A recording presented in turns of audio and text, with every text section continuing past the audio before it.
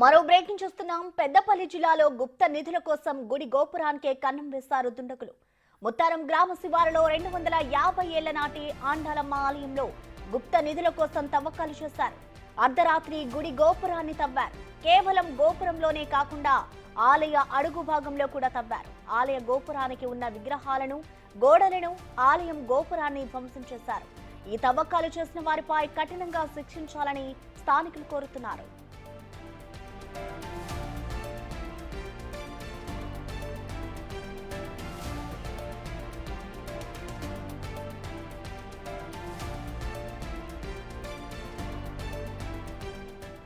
పెద్దపల్లి జిల్లాలో గుప్త నిధుల కోసం గుడి గోపురానికే కన్నం వేశారు దుండగులు.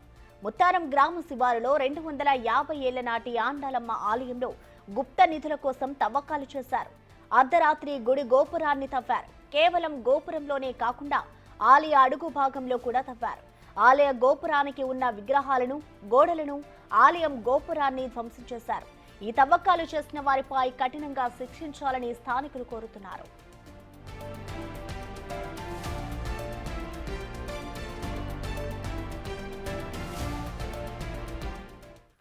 ఈ ఘటనపై మరింత సమాచారాన్ని మా ప్రతినిధి శ్రీనివాస్ అందిస్తారు. శ్రీనివాస్.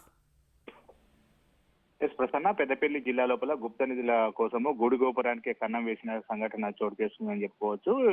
పెద్దపల్లి మండలము ముత్తారం గ్రామ శివారు లోపల దాదాపుగా 250 సంవత్సరాల చరిత్ర ఉన్నటువంటి ఆండాలమ్మ ఆలయాన్ని అక్కడ అందులోపల పైన గుడి గోపురం పైన ఇటు ఏదైతే గుప్త నిధులు ఉన్నాయని చెప్పి కొంతమంది దుండగులు నిన్న రాత్రి సమయం లోపల ఆ గుణపాలు మరియు డ్రిల్లర్లతో కన్నం వేసి ఆ గుప్త నిధుల కోసం తవ్వినటువంటి పరిస్థితి కనబడుతుంది.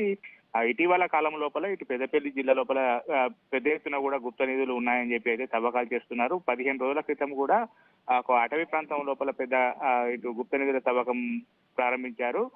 ఇప్పుడు ఈ ఎంతో చరిత్ర ఉన్నటువంటి ఈ గోపురాన్ని కూడా పైన శిఖరం భాగం లోపల ఉన్న విగ్రహాలను, గోడలను, ఆలయ గోపురాన్ని మొత్తం కూడా ధ్వంసం చేసినటువంటి పరిస్థితి కనబడుతుంది. అయితే దీని మొత్తానికి కూడా గుప్త నిధుల కోసమే తవ్వకాలు జరిపారని చెప్పి అయితే గ్రామస్తులు భావిస్తున్నారు.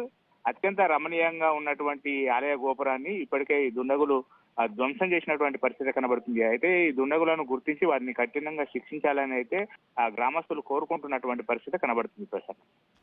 Right Srinivas, thank you.